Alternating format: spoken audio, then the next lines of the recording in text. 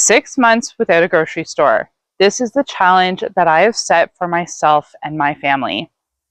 Grocery prices have skyrocketed over the last couple of years, making it so hard to stay on top of things. I have spent the last couple of years really building up a stockpile, canning a ton of food, and stockpiling it away for my family. And now we're at a point where we're really needing to save some money. So we are dipping into that stockpile for 6 months. If you are new joining this challenge, please make sure you check out the entire playlist I have linked at the end, because it will go through all of the rules that I have set for myself, why I am doing this, and how we are doing this. Every week I do an update explaining what we've been doing that week and how I've been using up the stockpile. And I thought, this being our halfway point, I would share with you how much money I believe that we have saved so far. So if you stick with me at the end, I will share how much money I believe we have saved so far during this challenge, eating straight from my stockpile and my pantry. And for right now, I'm going to let you know how our week has gone. So this is week 13, and it has been really good so far. Now, it's been a bit different because we actually went away at the beginning of this week. So I have a friend that lives up north, and every couple of months we love to go visit her. And when we are there, she feeds us. They have a beautiful farm up there. They grow a lot of their own food. So we had fresh, local, homegrown food from her farm. This obviously meant that I was not cooking or using anything from my stockpile. It didn't mean that I spent the money on the gas to go up there. However, my friend graciously fed us all, and it was lovely, a wonderful visit. I will share with you now what food we had for the rest of the week, and then I will go on for the garden tour. You'll notice that taco soup we have a lot just because it is so budget and so easy to do. We also had egg salad sandwiches one night at the beach, and we also had a turkey pasta. All right, now we're back in the garden. Again, if you've been with me through this challenge, you know that each week I give you guys a garden tour because we are relying a lot on the produce coming out of the garden for fresh fruit and vegetables. The garden is producing a lot for us right now, and I'm going to show you exactly what is coming out. As always, we've got our lettuce patch here, and we've got a lot of kale that we are eating up, lots of salads, and that's part of the dish probably once to twice per week.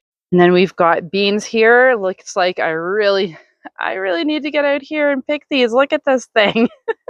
So again, I've been gone, so they've gotten quite big, so I need to get out here and really pick at them, but we've been eating these a lot as well. And I'm really excited about this, my first zucchini. So it's finally giving me something. I'm probably going to go ahead and pick this. Unfortunately, it looks like I've had a couple other ones that didn't get pollinated. That's unfortunate, but there's another one. So right now, this is the only plant giving me zucchinis. 4 of my others are still all male flowers. We've been getting a lot of tomatoes. I've been really enjoying toasted tomato sandwiches for lunch. That's been really lovely. And you'll see back here, my daughter dug up her potatoes from her garden. It gave us a couple handfuls, like a good grocery bag full, but that was about it. So that's what we got from that little patch there. I am still going through the potatoes, that huge bag I brought at the beginning, and then we'll get into those ones. So this grapevine here and another grapevine I had tons of green seedless grapes. I was so excited for them. The birds got them before I could get to them, so all of my green grapes are gone. It seems something each year gets annihilated by pests. Sometimes I may be able to save things, sometimes I am not. And this year, the grapes are something that's getting hit pretty hard. These are my Concords. I have this grapevine, and then I have one out front. They are loaded with grapes. They are also getting annihilated by robins. So I didn't know robins ate grapes, but apparently they do, because I have a good 5 or 6 that go into my front one and eat a bunch. So hoping I can get some of these. So we'll see. And I have lots of pumpkins growing. A lot of them are smaller. I think this one's going to be a nice big one. So that's nice. My blackberries are just starting to ripen, so that will be our next harvest, which will be blackberries. And I am harvesting tons of elderberries right now. I have about 8 or 9 maybe bushes on the property. It might even be more. So there's lots and lots of elderberries. I just made some elderberry syrup today. That will be coming in my next video, so watch out for that. But that's all the produce that we are getting from the garden right now. If you're interested in seeing more garden things, make sure you head to my Instagram page. I share a lot more gardening stuff there. I will have that linked in the description box for you. And if you're interested in more personal blogs from myself or video tutorials for budget meals that I am not posting anywhere else, make sure you head over to my Patreon page. I have a lot of extra content that I post there, and I would love to have you over there. I will link that in the description box for you guys as well. And thank you to my Patreon members. It's lovely to have personal conversations with you guys, and it's so wonderful to have your support. So thank you again. So I'm just going to pop in here because I realized that I didn't share with you how much money that we had saved already. So my grocery budget is in between $800 to $1,000 per month, depending on what we need.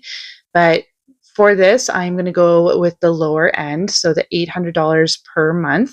Now, this is for groceries in Ontario, Canada. So I know in some places in the States that this might seem very high of a budget, but I promise you $800 for a month for a family of 4 in Ontario is very, very budget. So it's not expensive at all. I don't do a lot of overly expensive meals. I focus very much on finding sales and clearance items. So $800 is my budget for the month for my family of 4 in Ontario.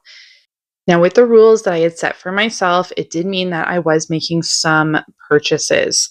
So that's a little bit of dairy and any essentials that I might run out of. So this tallies up to approximately $50 a month. So with the $800 a month that I would normally be spending, minus the $50 per month, I have saved about $650 for my family. And I think that is pretty significant. So in 3 months, I have made my family $650 just from eating from our pantry for as much as possible. And that's it for this week. I will see you guys next week for another update. Again, if you're new here, please make sure you check out this playlist. It has got all of my updates and my whole plan for this 6 months in there. Thanks again for joining me, guys. I'll see you next time.